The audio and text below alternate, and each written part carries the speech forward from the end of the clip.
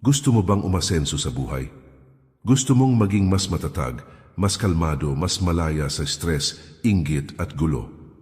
Gusto mong makalaya sa paulit-ulit na cycle ng pagsisimula tapos susuko rin, yung parang laging may humihila sa'yo paatras kahit gusto mong umabante? Kung oo, ang sagot mo, tandaan mo ito. Hindi sapat ang puro gawa. Hindi sapat ang puro dasal.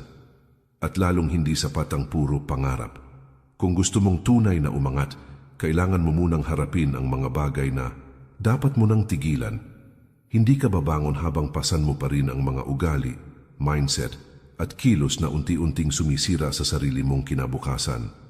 Sabi ng mga Stoic philosophers, ang kalayaan ay hindi dumarating kapag marami ka nang naabot, kundi kapag natutunan mong kontrolin ang sarili mo at bitawan ang mga bagay na wala nang silbi sa'yo.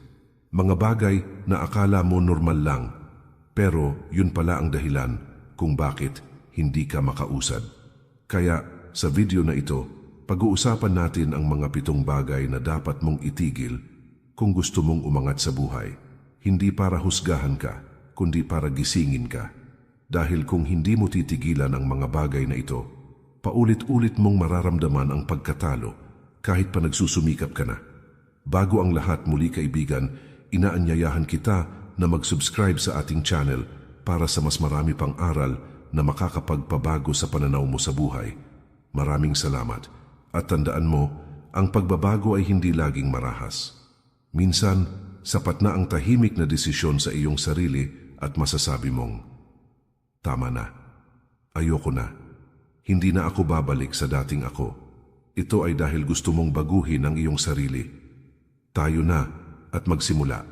Number 1. Tigilan mo ang pagiging alipin ng opinyon ng ibang tao.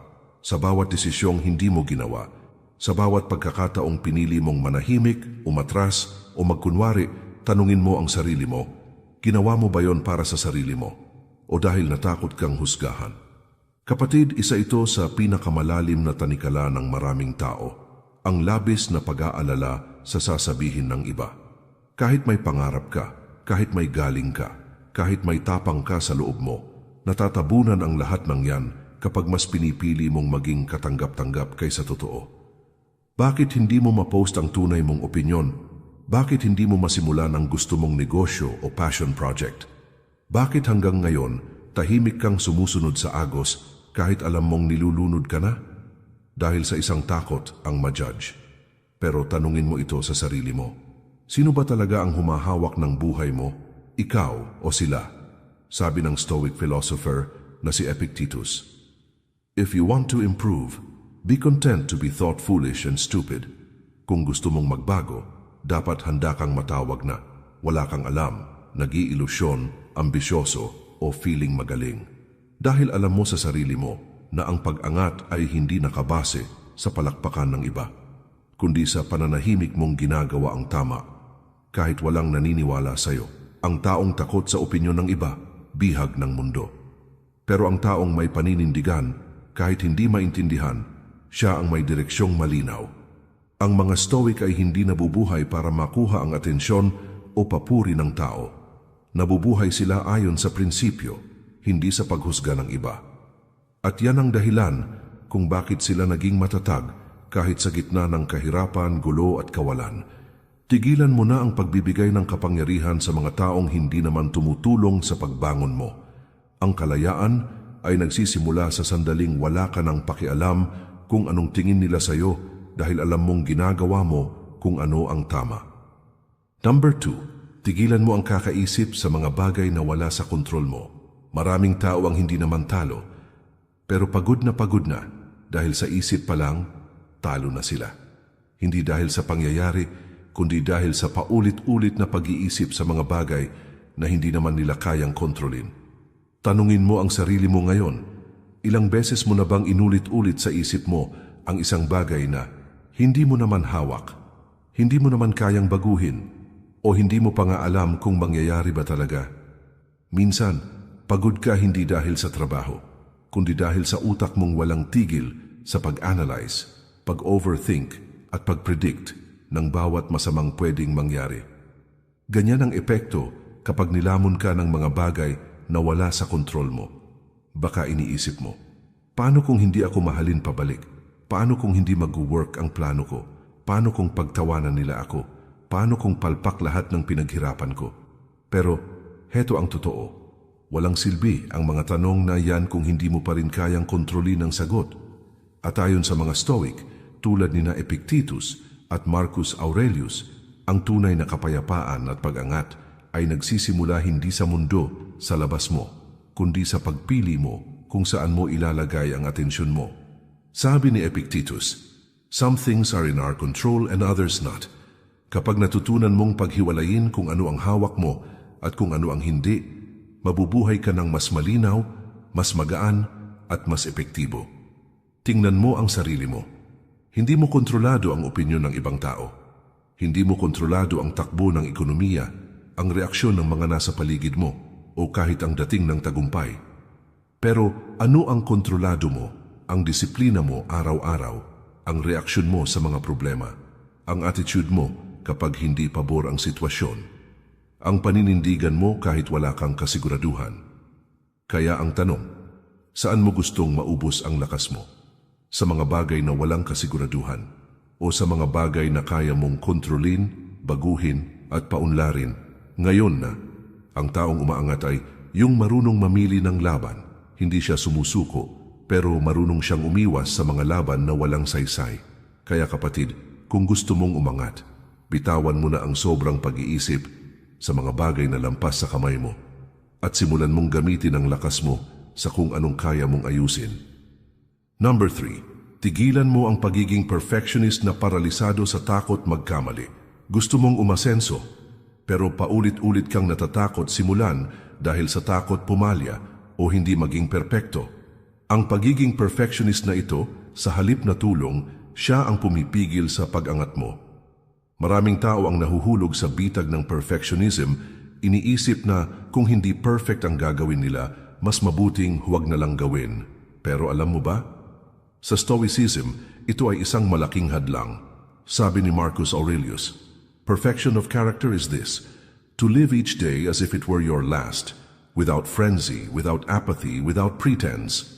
Hindi sinasabi nito na dapat perpekto ka sa lahat ng bagay, kundi dapat ka lang gumawa ng buong puso, kahit may takot at duda.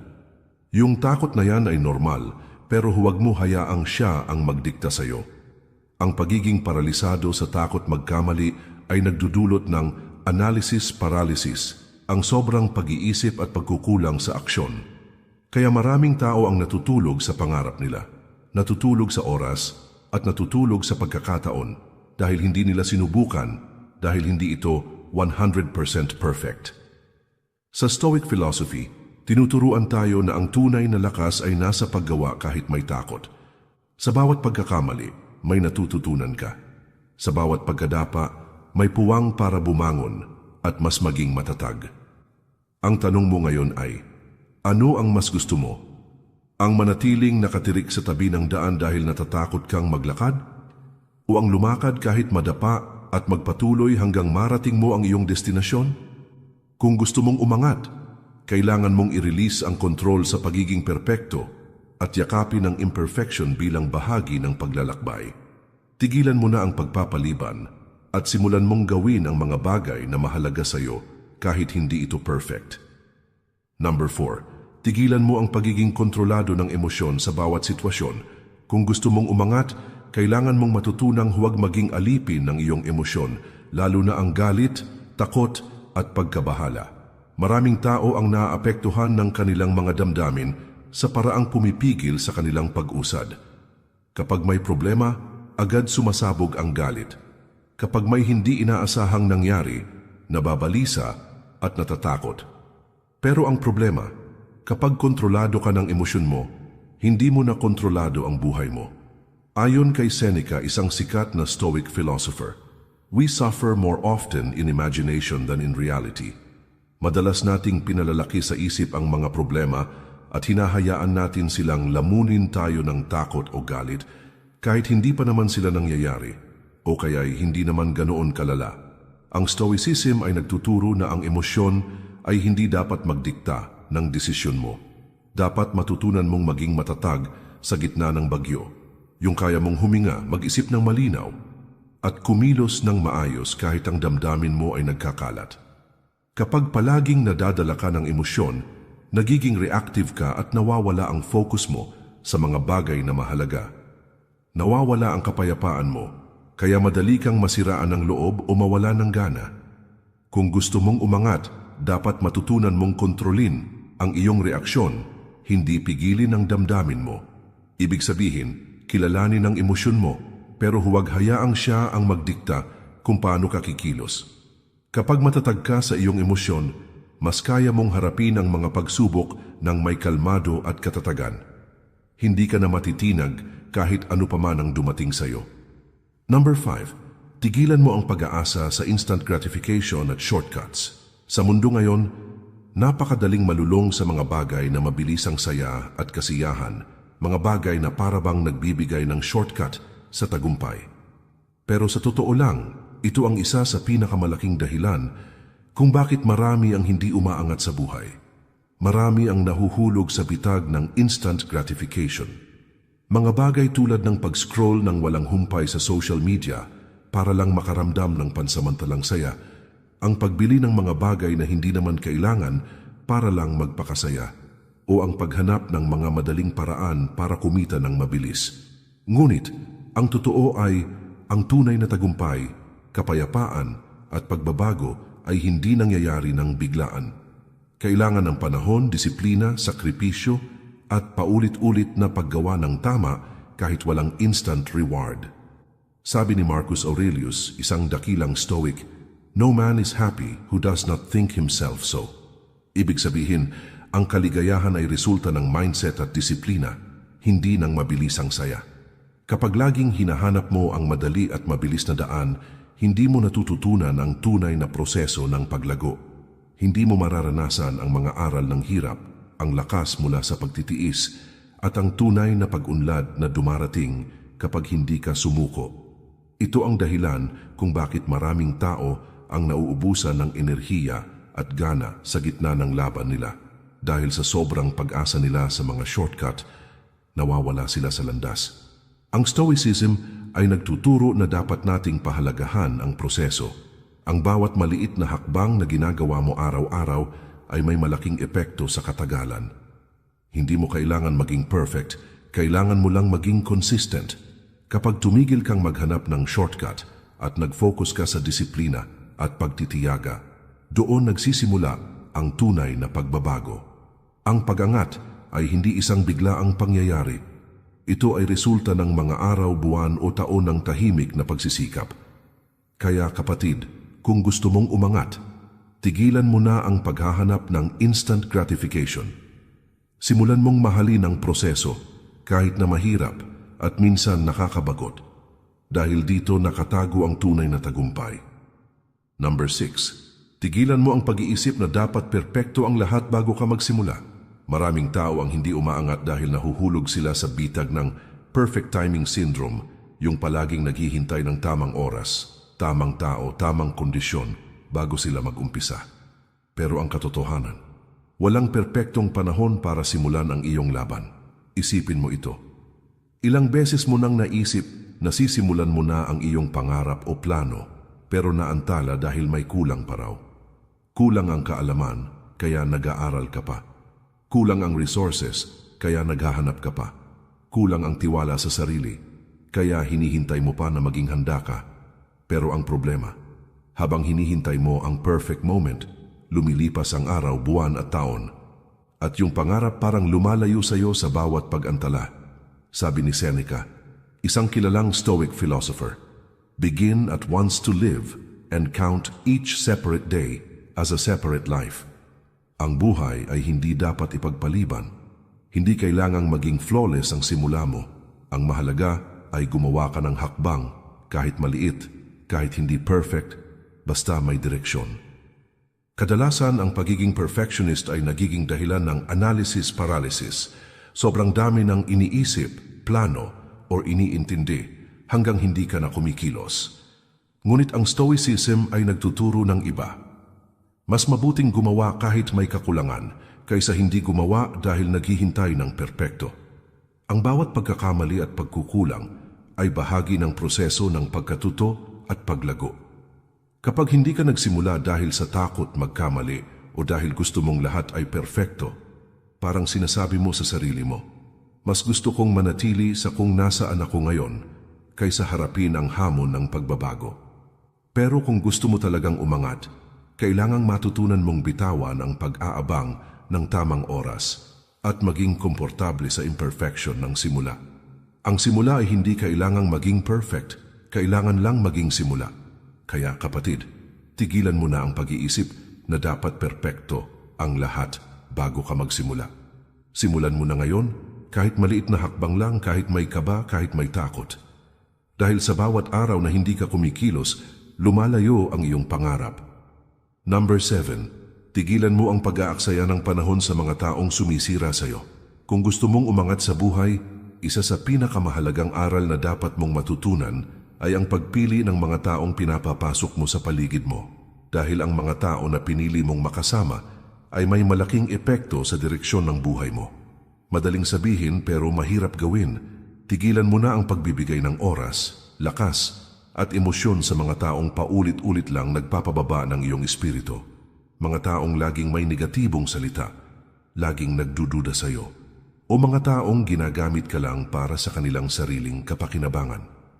Ang Stoicism ay nagtuturo na ang kapayapaan at katatagan ng isipan ay mahalaga, kaya kailangang protektahan mo ito mula sa toxic na impluensya. Sabi ni Epictetus, "It is not what happens to you, but how you react to it that matters." Kung palagi kang nakapaligid sa mga taong sumisira sa iyo, anong klaseng reaksyon ang aasahan natin? Natural lang na maapektuhan ka at mawala ng gana. Sa bawat oras na ginugugol mo sa mga toxic na tao, sinasayang mo ang pagkakataong mag-grow at umangat. Sinasayang mo ang lakas mo sa gulo na wala naman tunay na benepisyo sa iyo. Kung gusto mong mag-level up, kailangan mong matutong magtakda ng boundaries. Hindi ibig sabihin nito na maging matapang o malupit ka, kundi ang pagiging matalino at mapanuri sa mga taong pinapayagan mong makaapekto sa buhay mo. Ang mga Stoic ay naniniwala na ang tunay na kalayaan ay nagmumula sa panloob na kapayapaan at ang panloob na kapayapaan ay kailangang pangalagaan, lalo na mula sa mga taong paulit-ulit na sumisira dito. Kaya, kapatid, kung gusto mong umangat, tigilan mo na ang pag-aaksaya ng panahon sa mga taong sumisira sa iyo. Pumili ka ng mga kasama na nagbibigay lakas, inspirasyon at positibong epekto sa buhay mo. Kaibigan, tandaan mo, ang pag-angat sa buhay ay hindi laging tungkol sa kung ano ang iyong gagawin, kundi pati na rin sa kung ano ang hihinto kang gawin.